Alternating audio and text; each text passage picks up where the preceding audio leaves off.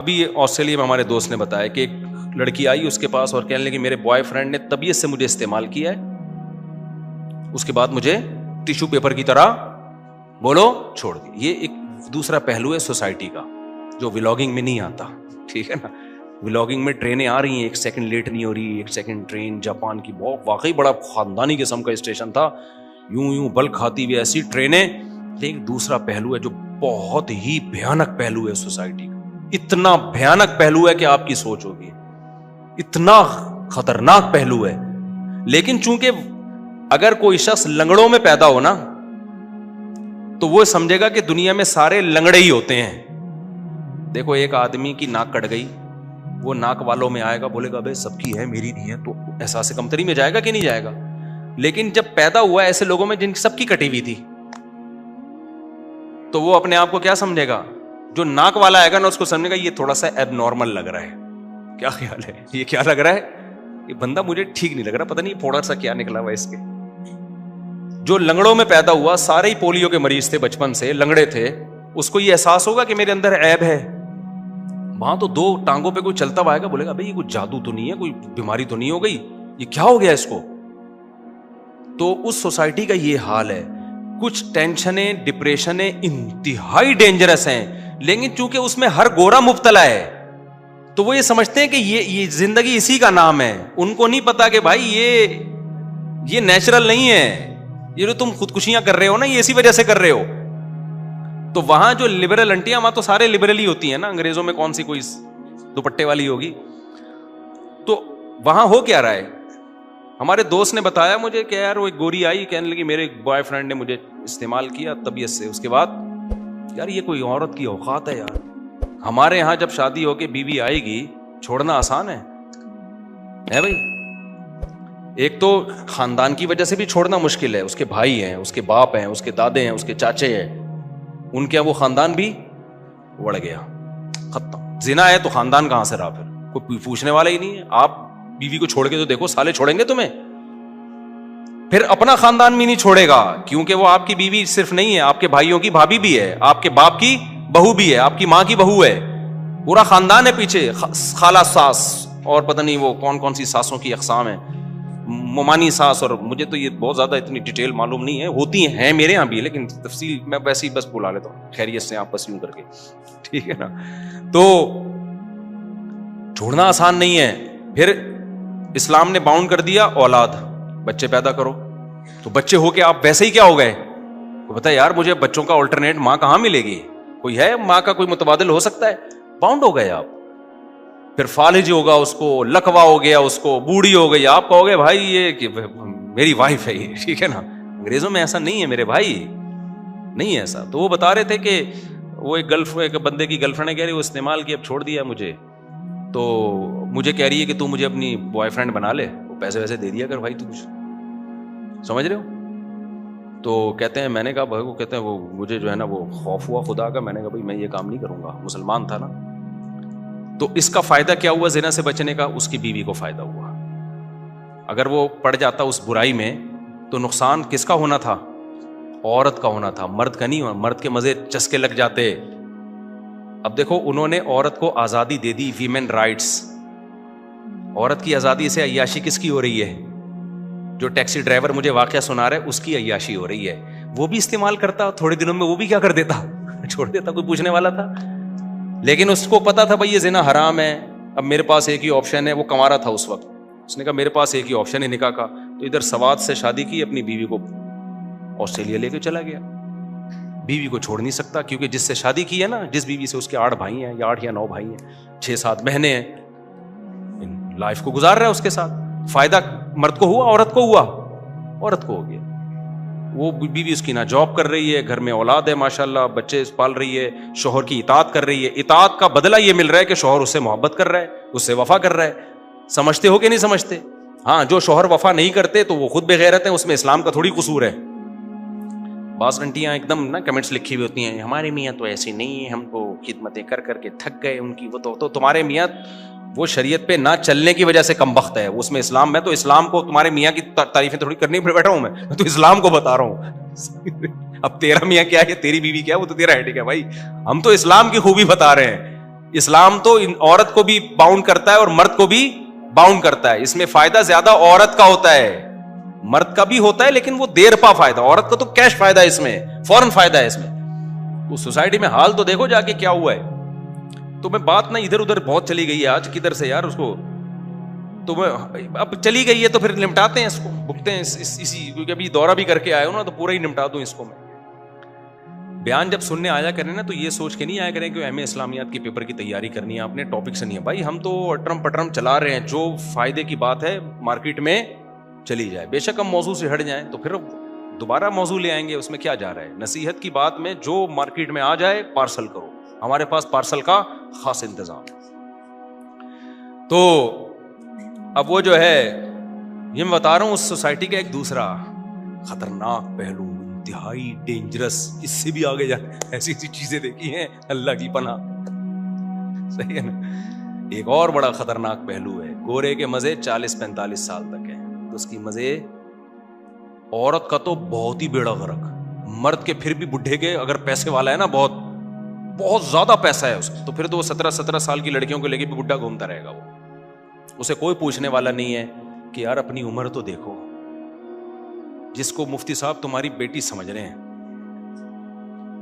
80-85 سال کا بڈھا ہوگا ایک ینگ لڑکی کو لے کے. میں کئی دفعہ اس کنفیوژن میں آیا کہ باپ بیٹی کا ایسا پیار تو ہم نے پاکستان میں بھی نہیں دیکھا یار. کسی نے بتا رہے باپ بیٹی نہیں ہے, بیٹیاں باپوں کو ایسا لفٹ نہیں کراتی ہیں, سچی مچی کے باپ کو لفٹ نہیں کراتی ہیں. یہ پیسوں کی لالچ میں چپکی ہوئی ہے اس کے ساتھ. اور یہ ایسا بھی بہت دیکھا ہے, اتنی بڑی عمر کی بڈھی ہوگی اور ینگ 18 سال کا 2 دانت کا گھوم رہا ہوگا, اس کے بچڑا 2 دانت کا. ہم سمجھ رہے ہیں پوتے نواز ہیں. بھائی عورت کے پاس پیسہ ہے تو ایک لونڈا لپاڑا لے کے, مجھے تو بڑا ترس آتا ہے اس لپاڑے پہ یار, کہ یار پیسوں کے لیے اتنا کیوں گر رہا ہے بھائی تو وہ تنہائی ہے نا, تو وہ پیسہ لے گا اور پتلی گلی سے نکل جائے گا. اس کے بعد اس کو کون محبت دے گا اس بوڑھی کو؟ کیا وہ 24 گھنٹے اس کے ساتھ بیٹھا رہے گا؟ اور جو پیسوں کی خاطر 24 گھنٹے بیٹھا ہے, آپ کو پتا ہے جہاں پیسہ گیا یہ بھی گیا, اس سے کیا دل لگاؤ گے یار تم؟ اس سے اچھا تو کتا نہیں ہے. اسی وجہ سے کتے پالتے ہیں. کتا کو ان کو پتا ہے یہ پیسہ دیں گے نہیں دیں گے, یہ بھوکا بھی رکھیں گے رہے گا. باقی ریلیشن کا پتا ہے, پیسہ ہے تو ریلیشن ہے, پیسہ نہیں ہے تو ریلیشن نہیں ہے. خدا کی قسم آپ ان سے کروڑا گنا اچھے ہو, آپ کا بوڑھا باپ غریب ہو جائے پھر بھی رکھتے ہو آپ اس کو. ہمارے یہاں شوہر اگر غریب ہو جائے عورت پھر بھی ساتھ دیتی ہے اس کا, میجورٹی تو دے رہی ہوتی ہے ساتھ. عورت کو لکوا ہو جائے, فالج ہو جائے, مرد پھر بھی اس کا ساتھ بولو دیتا ہے. یار بیوی ہے یار, کیسے چھوڑ دیں اس کو؟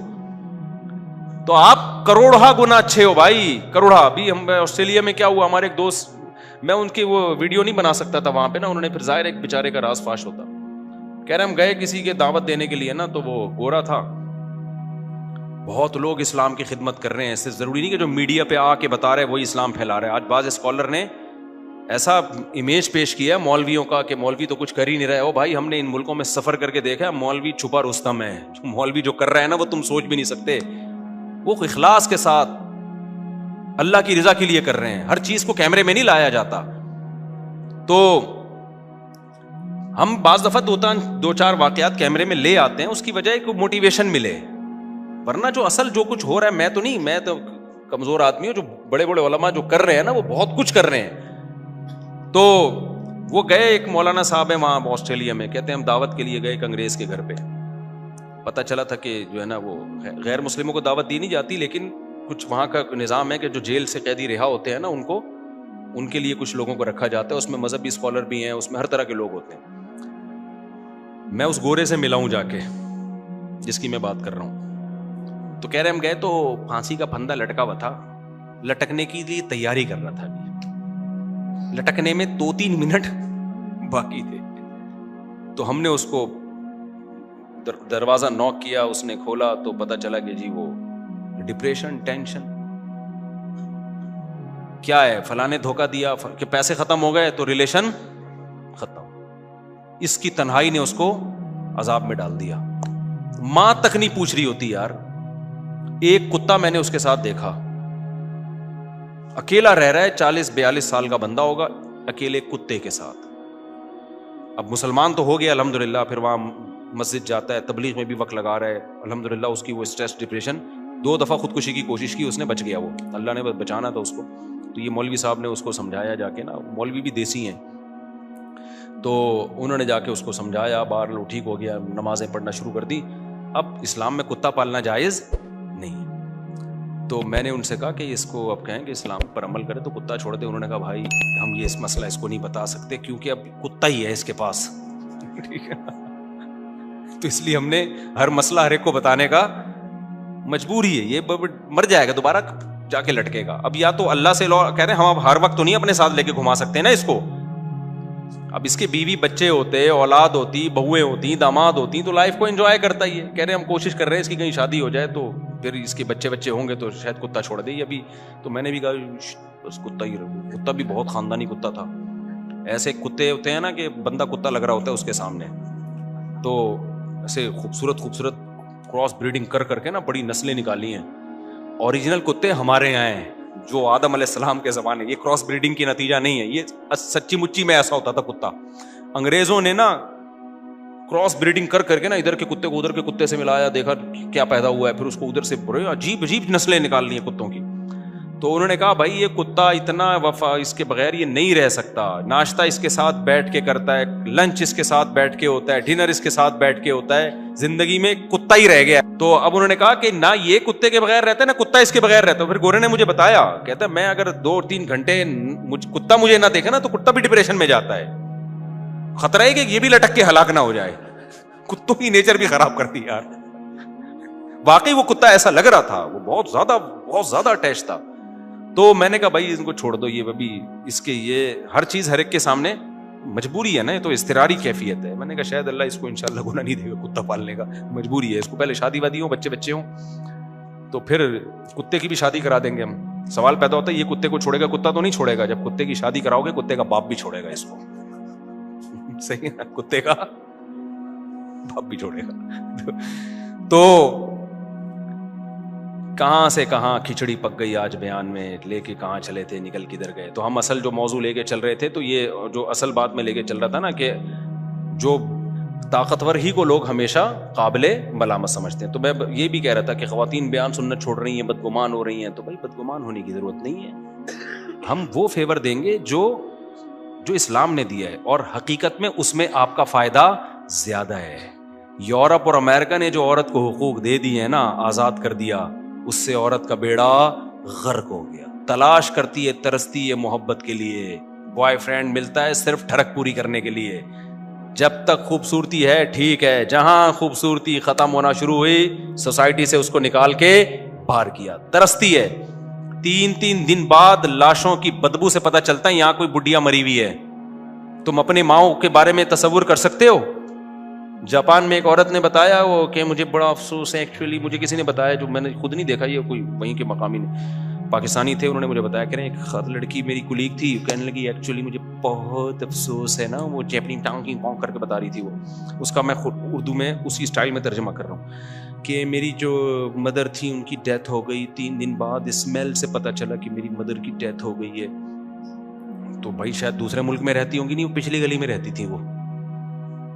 تو اس کو تھوڑا سا افسوس ہی ہو رہا تھا کہ کاش میں مل لیتی. یہ وہ ہے تو جو تہجد گزار, جب انگریزوں کی تہجد گزار, انگریز تو نہیں ہوتے جاپان, لیکن کفر میں تو برابر ہے نا سارے. تو اگر میرے بھائی ٹرین آدھا گھنٹہ لیٹ ہو جائے کیا خیال ہے, لیکن آپ کو پتا ہے وہاں آپ کے 20 لوگ انتظار میں کھڑے ہوئے ہیں, یہ زیادہ اچھا ہے اس سے کہ ٹرین ٹائم پہ پہنچ رہی ہے, لیکن بھروسہ نہیں ہے کوئی پٹری پہ کھڑا ہوا ہو مرنے کے لیے, اور ٹائم پہ پہنچنے پہ بھی آپ کو سکون نہیں مل رہا ہو. تو اس سے ہماری تھکی ہوئی ٹرینیں کیا ہیں, بہت اچھی ہے. میں نے کہا یار خوشحال خان خٹک کا اپنا مزہ ہے. تو یہ میں کوئی غربت کے فضائل نہیں سنا رہا, اچھا اللہ کرے ہم ترقی کریں گے ویسی ٹرینیں ہو جائیں. میں نے ایک جاپان کے بارے میں ایک ترجیح ہے, کسی اور قوم کے بارے میں نہیں, کہ اگر وہ لوگ کلمہ پڑھ لیں نا, اسلام کو فالو کریں, تو خدا کی قسم ہم سے بہت اچھے ہوں گے, بہت ہی اچھے ہوں گے. واقعی اتنی ترقی یافتہ قوم کی ناکامی صرف اسلام اور اللہ کو ڈکشنری سے نکالنے کی وجہ سے. سمجھتے ہو کہ نہیں سمجھتے؟